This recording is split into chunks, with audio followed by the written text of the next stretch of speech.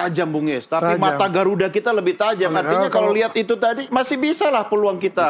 Bisa. Australia aja bisa kok. Bisa, betul. Bagaimana Lagipula catatan kita Anda? juga tahan Australia di kandang kan. Iya. Nah, kalau hitung-hitungan poin tadi, Jepang kan masih harus away ke kandang Australia. Iya. Bagi saya itu bisa terjadi hasil imbang juga, sehingga kedua tim akan membagi poin 1-1. Tetapi kalau Australia menang, nah ini merepotkan peluang kita.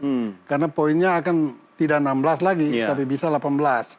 Nah ini jauh dari jangkauan kita nantinya. Sehingga saya berharap maksimal itu imbang. Kalau enggak, Australia kalah dari Jepang di kandang Australia. Kalau itu terjadi, maka gol kita untuk lolos langsung sebagai runner-up bisa terjadi. Ya, gara-gara dia menghadapi Australia kayak gitu, dia lebih serius sama kita ini, Bung Yes.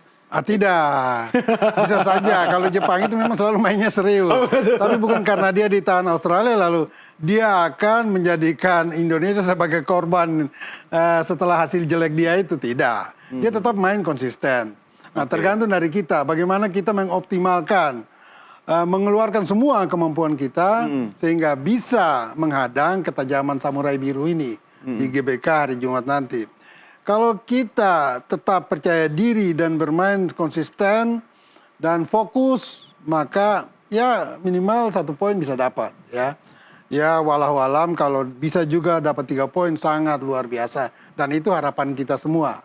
Harapan kita semua, semoga kita di pertandingan pertama melawan Jepang dari 2 pertemuan ini, kita bisa mendapat poin. Kalau dapat poin itu sangat luar biasa. Dan peluang itu tetap ada kok. Ya, pasti. Tetap ada. Saya percaya itu. Nah, agar itu bisa tercapai, menurut Bung Yes, line up kita harus seperti apa susunannya? Siapa-siapa aja idealnya menurut Anda? Iya, karena melihat ketajaman Jepang itu, maka kita juga harus tahu diri, sedikit memperkuat pertahanan. Sehingga mungkin dengan formasi 5-4-1. 5-4-1. Ya, di belakang nama-nama itu nih, nama-nama. ada Sandy Walsh, ada Rizky Ridho, ya, ada Jai Itzes. Kalau Jordi Amat sudah pulih dari cedera, bisa juga. Ada Justin Hubner, kalau juga sudah sembuh dari cedera. Ada juga Calvin Verdong. Ya, Verdong. Di belakang. Di tengah ya tentu ada Tom Haye, ada Ivar Jenner, ada Nathan Chuaon, ya. Ada juga pemain lokal ya mungkin juga bisa didorong Arhan Pratama atau Ferdinand tetap di gelandang. Nah di depan bisa satu tadi, bisa Rafael tetap karena dia punya speed ya. Nah kalau Ragnar mau dimainkan dia turun sebagai gelandang menjadikan formasi 4 di tengah itu ya, ditemani oleh Ivar Jenner, Nathan Chuaon sama Tom Haye tadi kalau mau. Kalau tidak ya salah satu dari Ragnar dan Rafael dicadangkan. Nah dengan formasi itu dan tetap bermain dengan konsisten, dengan stamina yang bisa dijaga untuk bermain 90 menit. Ya, kiper tetap Martin Paes. Pastilah ya. Ya, Martin Paes. Itu kira-kira formasi yang cukup ideal ya untuk bisa menahan Jepang nantinya. Tetapi formasi itu harus dijalankan juga dengan disiplin tinggi dari semua pemain. Dengan tugas tanggung jawab masing-masing itu harus dijaga betul. Dan jangan sekali-kali buat blunder, terutama dalam passing, ya, dalam passing maupun kontrol.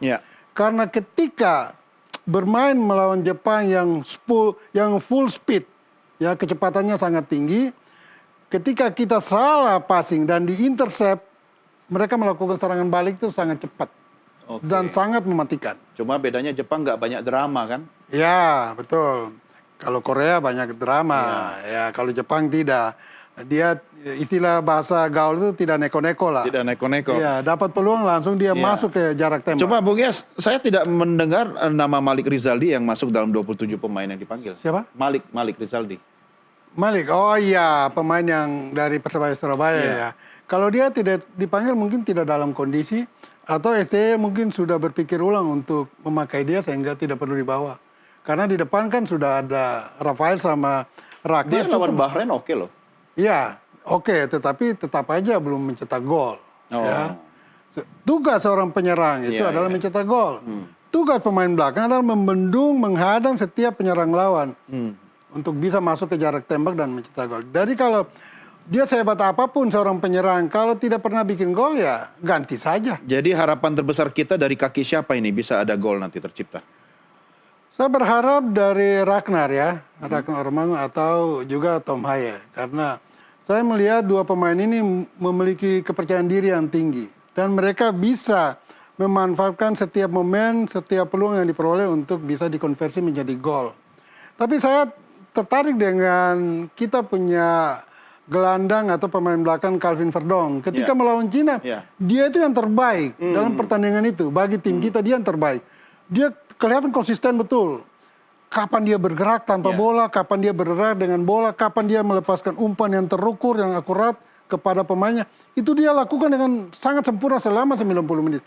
Tidak terhadap teman-teman lainnya. Banyak yang melakukan kesalahan di pertandingan itu. Tapi saya lihat Calvin hari itu menjadi pemain terbaik di pertandingan itu, khusus untuk tim kita. Bung Yas, kita harus akhiri diskusi kita, tapi pertanyaan terakhir dan penting ini, skor lawan Jepang, diimbang atau kita bisa menang berapa atas Jepang? Sebagai orang bola, kalau kita bicara tenis sulit menang. Tetapi sebagai anak bangsa yang harus dukung tim nasional kita, saya berharap minimal kita draw 0-0 atau 1-1, atau kita menang dengan 1 digit. 1-0 atau 2-1. Oke. Ya. Saya pilih yang terakhir. Ya. Oke. Kan Garuda. Iya, Garuda tidak ada. Nanti urusan kalau sudah skor berapa baru angkat telepon tadi ya. Iya, betul. Minimal 12 poin kantongi dulu. Oke. Baru bicara non tenis lawan Jepang. Pokoknya jangan lupa nanti kita ramekan GBK. Kita akan menghadapi pasukan atau tim dari Samurai Biru Jepang. Bung Yas, terima kasih. Terima kasih, Bung Doni. Salam olahraga. Dan pemirsa, inilah akhir jumpa kita. Sekaligus mengakhiri program NTV Prime untuk edisi hari ini. Atas nama